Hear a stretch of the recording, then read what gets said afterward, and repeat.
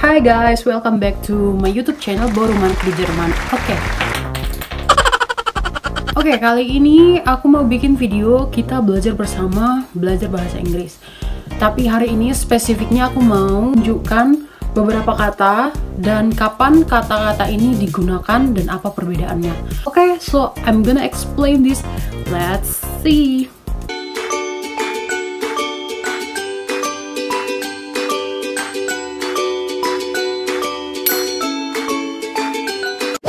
Okay, for the first word, bisa dibaca ya. Jadi, kata pertama yang mau aku jelasin adalah kapan penggunaan kata who, penggunaan kata whom, dan kapan penggunaan kata whose. Oke, aku akan jelasin secara singkat dan simpelnya aja. Jadi, who ini kita gunakan untuk tak ganti subjek atau sebagai pelaku. Contoh kalimatnya adalah the man who invite me to his party. Sebagai subjeknya itu tadi the man, laki-laki itu. Jadi who di sini merujuk ke pelakunya, ke subjeknya. Untuk penggunaan kata whom digunakan untuk sebagai kata ganti objek atau kata ganti korban. Misalkan, whom are you going to love? Siapa yang mau kamu cintai? Ada korban di sini gitu kan. Nah, whom-nya ini menunjukkan ke korbannya itu tadi. Menggunakan kata whom itu untuk kata ganti objek atau kata ganti si korban. Oke? Dan untuk whose ini sangat gampang banget karena untuk whose ini kita hanya gunakan untuk kata ganti kepemilikan. Sebagai contoh, whose car is this? Atau whose mirror is this? Untuk whose ini tadi kita gunakan untuk menanyakan kepemilikan gitu. Paham lah ya. Ini masih gampang kok. Next.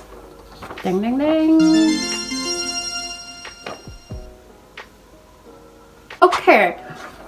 Ini ada bedanya, ada samanya nggak sih? Sebenarnya nggak bisa dibedakan, nggak bisa disamakan. Karena konteksnya ini sama-sama nggak peduli kan. Istilahnya kayak sebenarnya I do not care, I don't care itu sama, aku tidak peduli.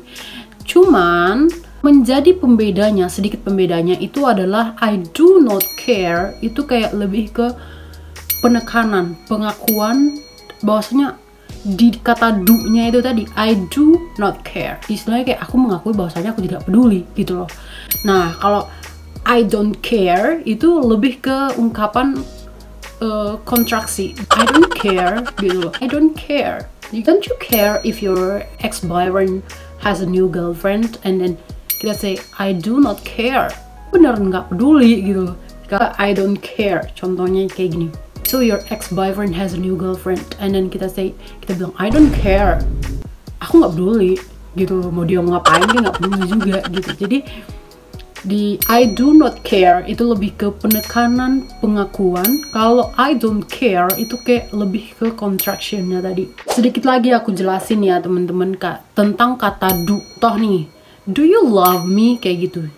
Yes, I love you. Itu kayak cuman ya aku cinta kamu gitu. Tapi kalau bilang yes, I do love you itu kayak lebih penekanan yang lebih dalam lagi. Maknanya tuh lebih dalam gitu, mencintai kamu, aku melakukannya gitu.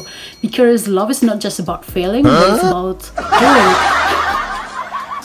Konsultasi tentang cinta. Jadi seperti itu ya teman-teman, bedanya untuk yang tadi. Jadi kayak kata-kata do ini adalah ke pengakuan tentang sesuatu. Sentences. Who am I and who I am? Ini kalau di bahasa Indonesia kan siapa aku, ya siapa aku gitu, itu sama. Kalau di bahasa Indonesia kan itu sama, padahal kalau di bahasa Inggris penggunaannya itu harus dibedakan. Kalau who am I itu udah bisa berdiri sendiri, kayak who am I don't know who you are. Kalau kalian bikin kuis gitu kan, kayak contoh nih, kalian pernah nggak sih ngeliat game kayak gini? Aku punya 2 kaki, aku punya seperti ini, aku ciri-ciriku seperti ini. Kayak ada description dan itu kita disuruh nebak siapakah aku, who am I.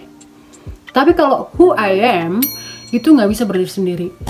itu harus ada kalimat sebelumnya. Contoh, even don't know who I am. You don't know who I am. Jadi kayak kata-kata ini nggak bisa berdiri sendiri, harus ada kata-kata yang membantu di depannya. Seperti itu. Rujuk ke kata-kata yang aku tadi jelasin tentang who am I and who I am. Ada juga kan kata who are you and then who you are. Beda. Kayak who are you itu menanyakan siapa kamu.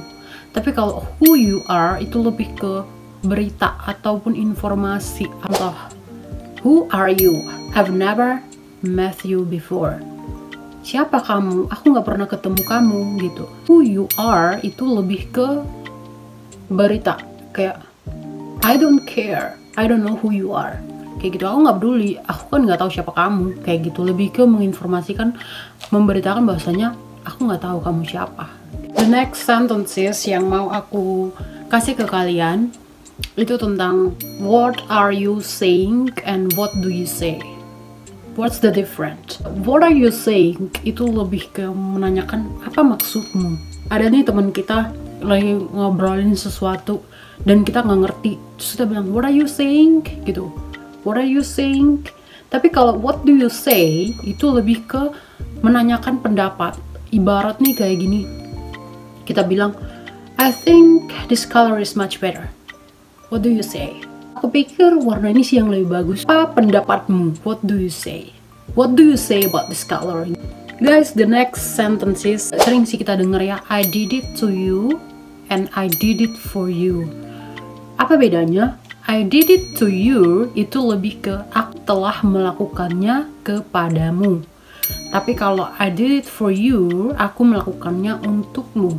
Contoh nih, have you ever lied to someone and then he said, yes, I did it to you not so long time ago.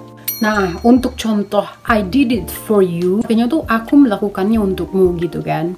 Contoh ya, I lied to your mom about it and I did it for you.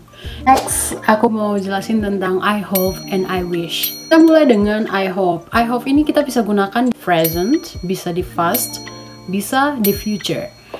Contoh nih, I hope this is the last mistake. Kayak is di sini ini kan kata bentuk present tense kan. I hope this is the last mistake. Aku berharap ini kesalahan terakhir. So, kata this sentences refers to that something will not happen again in future. Untuk past tense-nya kayak I hope Mary's got home safely. Kata got ini bentuk past tense. Mungkin Mary ini udah sampai di rumahnya atau tidak. We don't know about it because we didn't get any information gitu loh. Jadi kayak lebih menekankan bahwasanya ya itu sudah terjadi beberapa jam yang lalu dan kita nggak tahu apa-apa, nggak tahu apapun informasi yang terjadi kepada Mary ini. We just hope she got home safely. Jadi seperti itu ya. Nah, yang terakhir kata I hope sebagai future tense. Sebagai contoh nih, I hope it stop raining. Kita mengharapkan suatu peluang yang terjadi di beberapa waktu kemudian gitu. Oke, terakhir penggunaan I wish. I wish juga bisa digunakan untuk present tense, past tense, dan juga satu lagi future tense. Nah, I wish ini lebih ke menggambarkan sesuatu in the past. Katanya sudah lampau, tapi kok bisa digunakan sebagai present tense?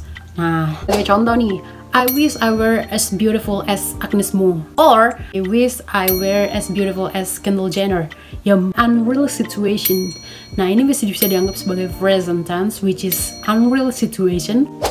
Tapi untuk I wish in the past, itu kita bisa bilang I wish you had told me the truth about it. Aku berharap kamu menceritakan kebenarannya kepada aku. It's about action has been done, and waktu telah berlalu dan aksi ini sudah dilakukan gitu loh.